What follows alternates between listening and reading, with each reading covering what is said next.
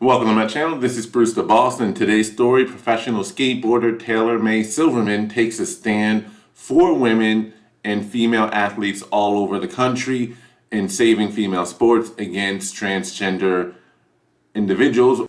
And I stand with her and every other female athlete that decides to take a stand for their rights, for their position, for the sports that they love. And by the way, if you're not yet subscribed, go ahead and smash on that subscribe button. Your subscriptions do go a long way with supporting this channel and allowing me to put out new content, as well as all other interactions such as commenting on this video, like this video, share this video, and smash on that notification bell so you can get notified of my latest content. Now let's get into it. So if you're not aware of who she is a professional skateboarder. This is a post from, I believe, her Instagram page.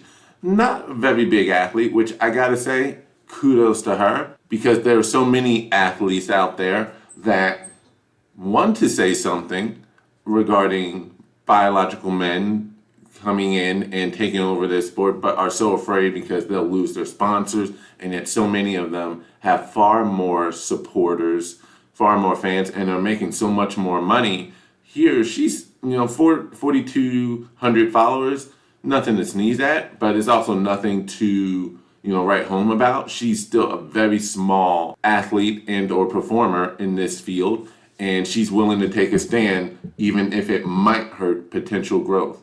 But here's the incident. So I'll read from her Instagram post where she posted this. My name is Taylor Silverman. I'm a female athlete. I have been skateboarding for 11 years and competing for several years. I have been in 3 different contests with trans women, 2 of which I've placed second place. At the last contest series I did for Red Bull, I placed second. The trans competitor who won took $1,000 in qualifiers, $3,000 in finals, and $1,000 in best trick. This totaled to $5,000 of prize money meant for the female athletes. I took $1,000 in qualifiers and $1,750 in second place, so total $2,750 in total. The girl who took in third received a total of $750, and the girl who deserved that $1,000 for best trick took nothing, along with whoever would have placed third. I deserve to place first, be acknowledged for my win, and get paid. I reached out to Red Bull and was ignored. I am sick of being bullied into silence. And then this is her reaching out to those in charge of the contest. She believed this guy to be one of them, named Eric. So, hi, Eric. I hope all is well with you. I am reaching out in the hopes of being directed to the right person to express my concerns about what occurred at the Red Bull Cornerstone contest with the transgender competitor in the women's division. Perhaps that is you. If not, hopefully you can put me in contact with the correct person. A biological man with a clear advantage won the women's division, best trick, and also won multiple qualifiers. This took away the opportunity that was meant for women to place and earn money. What happened was unfair, and at the time I was too uncomfortable to speak up. I understand that in today's society, even some women think this is acceptable, but I believe in doing the right thing, even if it's not the popular thing. I now realize it's really important for me to speak up, and I'd like to schedule a time to talk.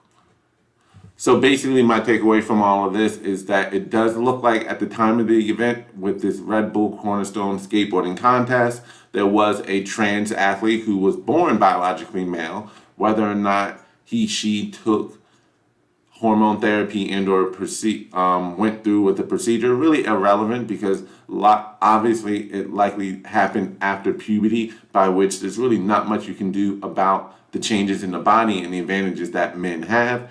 We have a higher bone density, higher center of gravity, more testosterone, muscle mass generally speaking, and just have a clear advantage biologically, and even in most cases, average height. And so it looks like what Red Bull Cornerstone's contest is that they allowed this biological male trans athlete to compete against the women with a clear advantage, which allowed this individual to pretty much do a clean sweep.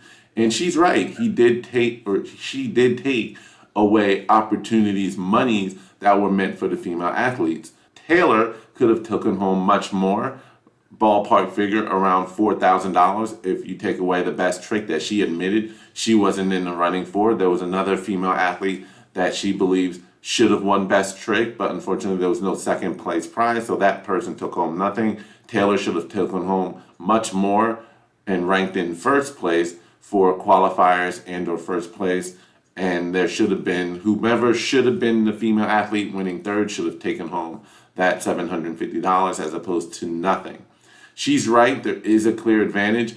It's one thing to be accepting of another individual's preferred method of how they want to express themselves without being hateful, bigoted, and or discriminatory. The problem is there does appear to be a real assault on women and female athletes where trans individuals are now taking over intentionally, it seems, because you don't really see it in the reverse. You don't see trans athletes dying and or begging to participate in male sports too often. I think there's one wrestler back in 2017 who stated that they wanted to compete with the male wrestlers, but due to Texas law, had to wrestle in the, well, yeah, it was a trans athlete, female competitor who went through hormone and steroid therapy, basically became a biological male through those steroid treatments, etc. Wanted to compete with the males, but was forced by a Texas rule to compete with the gender of her birth and essentially dominated. But that's an isolated incident, and whether or not she would have really excelled or really accepted that, who knows. But other than that, you don't see trans athletes or trans individuals banging down the doors of the men competition. It seems almost as though there's a thought process with those who are in love with a particular sport and know that while they are good, they will be in the middle of the pack at best in competing with other male competitors. And in today's society, since they wouldn't be persecuted, thank goodness, like they probably would have been 25, 30 years ago, it's no risk, socially speaking, to do so. If anything, it looks as though society is trying to protect that group as a whole. I've done videos on it recently regarding the measures, extreme measures, even schools are taking, charging students with sexual harassment for misgendering. We see the conversations being had in the schools as well to really promote and groom this, some propaganda as it pertains to this issue. But I gotta admit, I want to stand with Taylor Silverman in this. If she and other female athletes are willing to stand up, we should be standing with them. Make our concerns heard. Reach out to Red Bull Cornerstone, obviously directly, since this is their particular contest. And if we can't get a hold of Red Bull Cornerstone, to reach out to Red Bull Corporation in general. Because again, you shouldn't have a situation. It's one thing to try to balance between not being discriminatory and then being what's fair and what's not fair or right. And while you don't want to discriminate, you don't want to take away from other women as well, when there is a clear advantage men have in the area of sports over biological women. So that's my video. Let me know what you think about this in the comment section below. Again, don't forget to like this video, subscribe to my channel to support this content, and to help win the culture war, because there is a war being placed, whether some realize it or not. And right now there's a war, not just over what's right, what's true, correct information, but it appears to be a war on women. Definitely a war on what you're allowed to say, think, and there is an attempt to, as Taylor said, to really bully everyone into submission, whether it be charges of sexual harassment, indoctrination in the schools, and or in social media. You will be banned if you side against the quote-unquote left when it comes to things like misgendering, even if you don't accept that. And you got to take a stand, because if you don't stand for what you love now, you will cry for what you've lost later. That's just a fact and the truth. Let me know again what you think. This is Bruce the Boss, and I'm out. Peace.